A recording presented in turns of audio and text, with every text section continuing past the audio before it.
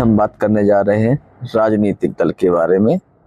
अगर हम राजनीतिक दल के अर्थ की बात करते हैं तो राजनीतिक दल ऐसे संगठित समूह को हम कहेंगे जो चुनाव लड़ते हैं और देश की प्रभुत्व पर देश की सत्ता को हासिल करने के उद्देश्य से काम करते हैं। इनका एक संगठन होता है और एक जैसी विचारधारा होती है, जिसके कारण वो एक साथ काम करने के लिए हमेशा तैयार रहते हैं। जैसे कि अगर हम राजनीतिक दलों की परिभाषाओं के बारे में हम बात करते हैं तो मैकाइवर, लीकॉक और गिलक्राइस्ट की परिभाषा हमारे सामने है। मैकाइवर की परिभाषा भी यही कहती है कि राजनीतिक दल एक ऐसा समुदाय है जो किसी सिद्धांत अथवा नीति के समर्थन के लिए संगठित हुआ है और वो एक देश की, अगर हम बात करते हैं कि वो चुनाव लड़ते हैं, सत्ता हासिल करना चाहते हैं और सरकार का एक आधार बनना चाहते हैं, तो सभी राजनीतिक परिभाषाओं में हमें यह बातें दिखाई पड़ती हैं। राजनीतिक दलों के अगर हम आवश्यक तत्वों की बात करते हैं तो आपके सामने है कि राजनीतिक दल एक ऐसा संगठन है जिसमें सभी लोग संगठित होते हैं, एक समान विचारधारा है, उनका एक सामान्य सिद्धांत है और वो उस सिद्धांत के लिए संगठित होकर के काम करते हैं और उनकी एक विचारधारा है और इसके लिए जो है वो देश पर अपनी सरकार बनाना चाहते हैं ताकि वो अपने विचारों को, अपने विचारधारा को देश के अंदर लागू कर सकें और अपने उन विचारों से देश को लाभान्वित कर सकें। किसी भी राजनीतिक दल का उद्देश्य देश हित से अलग नहीं है। हो सकता है कि सभी राजनीतिक दलों की विचारधाराएं अपनी अलग अलग हैं, उनका काम करने का तरीका अलग है, उनके सिद्धांत अलग हो सकते हैं, लेकिन अगर एक कॉमन सिद्धांत की हम बात करेंगे तो सभी राजनीतिक दलों के जो सिद्धांत होते हैं वो एक समान होते हैं। एक समान का अर्थ यहाँ पे ये है कि उनकी विचारधाराएं, सिद्धांत अलग हो सकते हैं, लेकिन उनका विचार हमेशा राष्ट्रहित में होगा। राष्ट्रहित से अलग उनका सिद्धांत नहीं होता है। दुनिया में अगर हम राजनीतिक दल के बारे में जब जानकारी जुटाते हैं कि दुनिया में कितने प्रकार की राजनीतिक दलीय प्रणाली है, तो दुनिया में 3 तरीके की हम दलीय प्रणाली की बात करते हैं। एक दलीय प्रणाली, द्विदलीय प्रणाली और बहुदलीय प्रणाली। एक दलीय प्रणाली की जब हम बात करेंगे तो ज़्यादातर यह उन देशों में होता है जहां पर देश की सत्ता पर कोई एक दल ही विद्यमान होता है।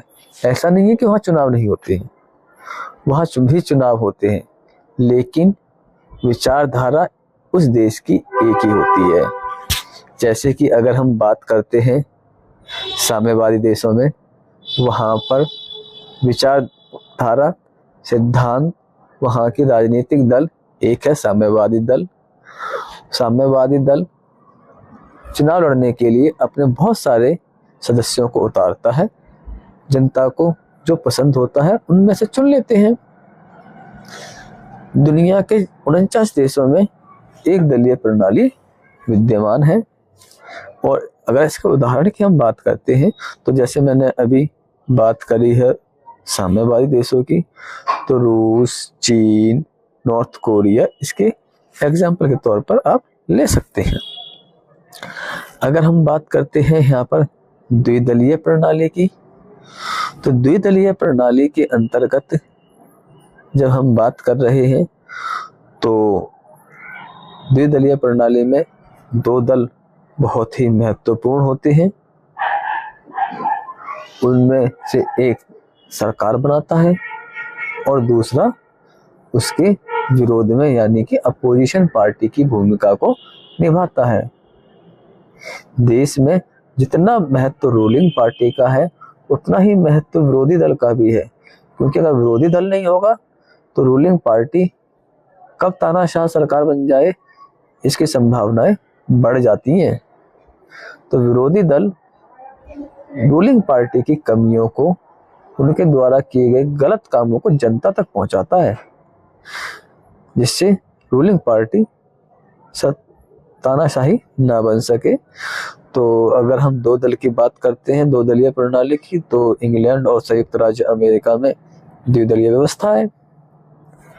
ऐसे ही अगर हम बहुदलीय प्रणाली की बात करेंगे तो भारत, पाकिस्तान, फ्रांस, कई देशों में बहुदलीय प्रणाली भी पाई जाती है। इसमें बहुत संभावना इस बात की भी बन जाती है कि वहां पर किसी भी सरकार को स्पष्ट बहुमत ना मिले। जैसे कि हमने बात कर रहे थे द्विदलीय प्रणाली, वहां पर किसी न किसी पार्टी को स्पष्ट बहुमत मिलेगा, लेकिन बहुदलीय प्रणाली में स्पष्ट बहुमत मिले इसकी गारंटी नहीं है। तो ऐसे में दो या दो से अधिक दल मिलकर के भी सरकार बना सकते हैं।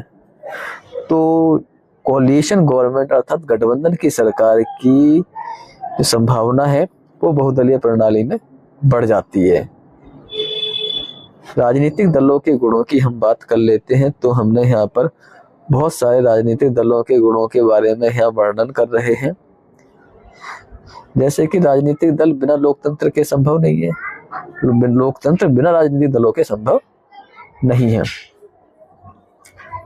अगर देश के अंदर लोकतंत्र है तो वहां राजनीतिक दलों का होना कंपलसरी है, क्योंकि लोकतंत्र के अंदर जनता की इच्छा सर्वोपरि है और देश की जनता की इच्छा सर्वोपरि बिना चुनावों के संभव नहीं है, और देश के अंदर चुनाव बिना राजनीतिक दलों के संभव नहीं है। अर्थात लोकतंत्र के लिए सबसे मुख्य जरूरी चीज राजनीतिक दल है। राजनीतिक दल शासन की निरंकुशता पर भी नियंत्रण रखते हैं। जैसे कि मैं अभी थोड़ी देर पहले ही बात कर रहा था कि अगर रूलिंग पार्टी सत्ता के अंदर है, अगर अपोजिशन पार्टी नहीं है, तो रूलिंग पार्टी सारे अधिकार, सारी पावर को सेंट्रलाइज कर लेगी, और पावर को सेंट्रलाइज करते ही वह तानाशाही बन जाएगी। वह अपने कार्यों के लिए, किसी भी कार्य के लिए जनता के प्रति उत्तरदायी नहीं होंगे। अगर हमारे राजनीतिक दल जनता के प्रति उत्तरदायी नहीं होंगे तो फिर वो तानाशाह बन जाएंगे। तो ऐसे में अपोजिशन पार्टी की भूमिका बहुत अधिक बढ़ जाती है। तो अपोजिशन पार्टी यानी कि अन्य राजनीतिक दल होते हैं, वो शासन की निरंकुशता पर नियंत्रण रखते हैं। राजनीतिक दल शासन के विभिन्न विभागों में भी सामंजस्य स्थापित करते हैं। सरकार का अर्थ होता है व्यवस्थापिका, कार्यपालिका, न्यायपालिका, और इनके बीच में समन्वय स्थापित करने का काम राजनीतिक दल ही करते हैं। राजनीतिक दल कानूनों का निर्माण करते हैं। जनता की इच्छा क्या है, उनकी जरूरतें क्या हैं, इनको ध्यान में रख कर के राजनीतिक दल, विशेषकर जो रूलिंग पार्टी है, वो जिन वादों को निभा करके वो सत्ता में आई है, उन वादों को निभाने के लिए वो कानूनों का निर्माण करती है। जनता की इच्छाओं और उनकी जरूरतों को ध्यान में रखकर कानूनों का निर्माण करती है। और पार्लियामेंट के अंदर कानूनों पर सत्ता दल और विरोधी दल दोनों के द्वारा पर्याप्त विचार विमर्श होता है, वाद विवाद होता है, और उसके उपरांत जो भी उनके अंदर अच्छी बातें होती है उनको शामिल किया जाता है। जो वाद विवाद के जरिए जिन बातों को नकार दिया जाता है उन्हें कानूनों में से हटा दिया जाता है, और हम एक श्रेष्ठ कानून बनते हुए देखते हैं। इससे क्या होता है कि लोकमत का निर्माण होता है। जो हमारी पब्लिक होती है उसके ओपिनियन को एक शेप मिलती है।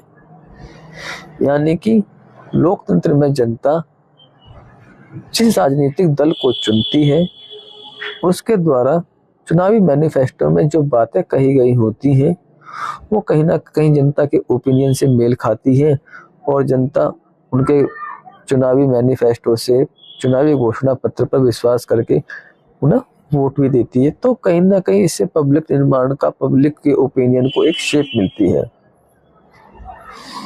राजनीतिक दल चुनाव जीतते हैं, चुनाव लड़ते हैं। जैसे कि हमने यहाँ पे पॉइंट में दे रखा है कि राजनीतिक दलों का एक मुख्य काम है चुनावों को लड़ना, और चुनावों को लड़ने के बाद वो सरकार का गठन भी करते हैं, जो एक स्वस्थ लोकतंत्र के लिए आवश्यक है।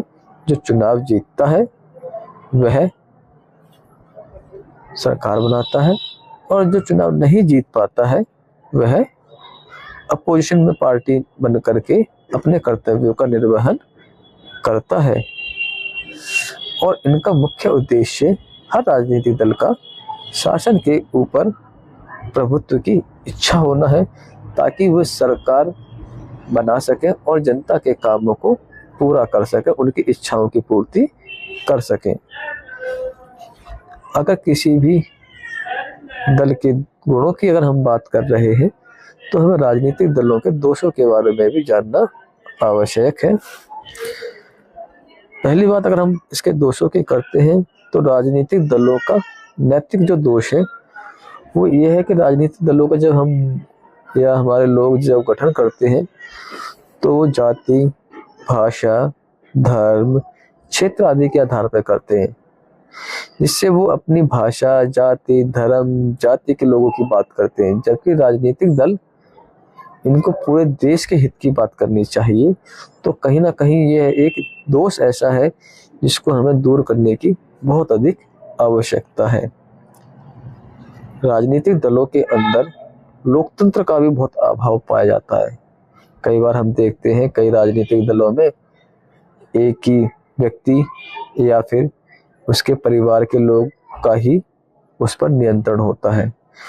पार्टी के अंदर चुनाव मात्र एक दिखावा रह जाता है और उस व्यक्ति या उसके परिवार के लोगों का ही उस पार्टी पर पूरा एकाधिकार हो जाता है। तो ऐसे में जनता की इच्छा वहाँ पूरी हो रही है या नहीं हो रही है, यह एक बहुत बड़ा विषय बन जाता है। राजनीतिक दल जब चुनाव लड़ने के लिए जाते हैं तो धन और बल का बहुत दुरुपयोग करते हैं। अगर आप भारत की सभी राजनीतिक दलों का गहन अध्ययन करें तो आप पाएंगे कि सभी पार्टियों के अंदर बाहुबली और बड़े ही करप्ट लोग आपको मिल जाएंगे। ऐसे लोग भी मिल जाएंगे जिन्हें पैसे के दुरुपयोग में जेल की सजा काट रहे हैं या फिर बाहुबल के कारण उनके ऊपर बहुत गंभीर अपराध है और वो जेल में पड़े हैं। समस्या तो तब और बढ़ जाती है जब राजनीतिक दल जेल के अंदर पड़े हुए लोगों को, अपने संगठन के लोगों को चुनाव लड़वाते हैं। और मजे की बात ये होती है कि वो चुनाव जीत भी जाते हैं, क्योंकि उनका डर जनता के अंदर होता है। ऐसे में हम जनता को सर्वोपरि पावर, पूरा संप्रभु पावर कैसे बनाए, यह राजनीतिक दलों को इसके बारे में सोचना चाहिए।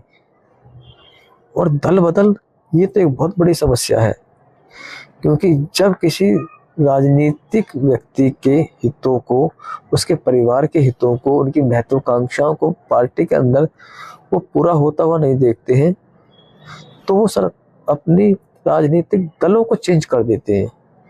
कई बार तो भारत में यह देखा गया है कि सत्ता दल अपनी सरकार को खो देता है, उसकी सरकार गिर जाती है। आप कई राज्य सरकारों का अध्ययन करें, देश के राजनीतिक इतिहास का अध्ययन करें तो आप पाएंगे कि कई बार सत्ता दल को अपनी सत्ता इस दल बदल के कारण गंवानी पड़ी है। तो ऐसे में जनता ने जिन्हें मैंडेट दिया है, उन्हें वोट दिया है, तो उनकी जिम्मेदारी बन जाती है कि वो अपने कर्तव्यों का निर्वहन करें। लेकिन राजनीतिक दल के लोग अपनी महत्वाकांक्षाओं के कारण जनता के आदेशों की अवहेलना कर देते हैं और दल बदल लेते हैं। ये जनता के अंदर फूट डाल देते हैं और जाति, भाषा, धर्म, क्षेत्र के आधार पर जनता को आपस में लड़वा देते हैं।